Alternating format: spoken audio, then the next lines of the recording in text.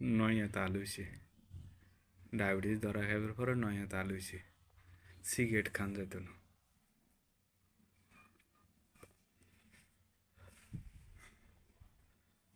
এখন আর গুনবে টাইম আছে, ফ্যামিলি কারে গুনবে টাইম আছে। আর আমি হচ্ছি প্রবীণ, আমার ব্যাপারে ওরা ডিসিশন নিবে কি? আমি নেবো ওদের ব্যাপারে ডিসিশন। সিগারেট চলছে চলবো,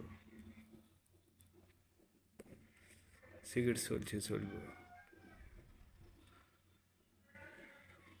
সিগারেট স্বাস্থ্যের জন্য ক্ষতিকর, কিন্তু এমনও মানুষ আছে গত 80 বছর ধরে সিগারেট খায়, শরীরে ঘাম বিচিও নাই। আর যেগুলো খানা সেগুলো 80, খানা যে এরকম এক পিস দেখেন যে 250 বছর বাঁচিয়েছে, 300 বছর বাঁচিয়েছে, তাহলে আমিও আপনাগুলোকে একমত হবো। আমি সিগারেটহীন জীবনযাপন করবো।